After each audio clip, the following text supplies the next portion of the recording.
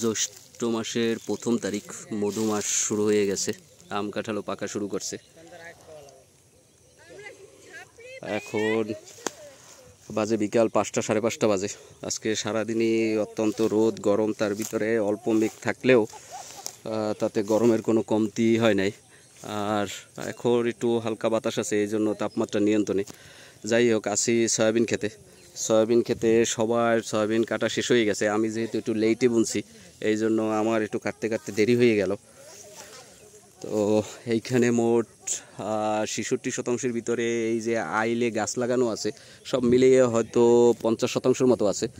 তো এই ৫০%-এ সয়াবিন করছিলাম। সয়াবিনে প্রথম দিকে তো রোগ লাগছিল, তারপরে ঘাস হয়েছে অনেক, ফটক গাছ, এগুলাও সব মোকাবেলা করে আর কি যা হয়েছে মোটামুটি খারাপ না।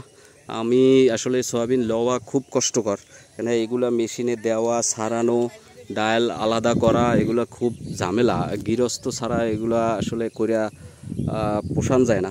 তো এই জন্য ক্ষেত সহ বিক্রি করে দিছি। আমাদের পাশেরই একজন কিনছে, তো এটা বিক্রি করে দিছি ৮,০০০ টাকায় টোটাল। আমার খরচাও ওইরকমই গেছে। আমার লাভের মধ্যে লাভ হয়েছে, জমিটা পরিত্যক্ত ছিল, এইটা চাষে আনতে পারছি, এইটা হয়েছে লাভ। এইখানে পরবর্তীতে ধান আর খেসারি দেব। তো মূলত জমিটা চাষে আনতে চাইছি, এই জন্যই ফালাই রাখবো, এই জন্য সয়াবিন দিছি। তো আমারও ওই রকমেরই ৭,০০০ টাকার মতো খরচ গেছে। লাভের মধ্যে লাভ। এগুলো ওরা এই যে বসিটা রাখা যাবে, শুধু ভিতরের ডাল নিয়ে যাইবে। আর এই যে খোসাটা আছে, এই খোসা রাখা যাবে, গাছও রাখা যাবে। এই খোসাটা আমার গরুর জন্য অনেক উপকারী, গরুরে খাওয়াইতে পারবো। তো এই হিসাবে ৮,০০০ টাকা বিক্রি করে দিছি। ডাল খারাপ হয় নাই, এই যে এইখানে দেখা যাইতেছে। তো ওরা আজকে ২-৩ দিন যাবৎ কাটতে আছে, ২ দিন যাবৎ কাটতে আছে। কালকে কাটা শেষ হয়ে যাবে, মোটামুটি কালকে কাটা শেষ হয়ে যাবে।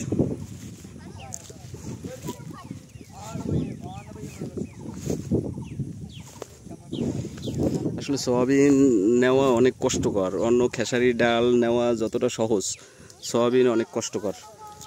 গৃহস্থ ছাড়া আসলেই সম্ভব না।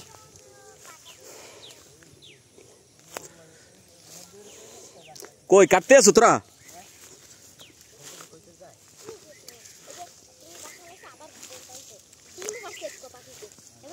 কাট। এই যে এটা থুয়ে গেছো, তো কাছে থুয়ে গেছো।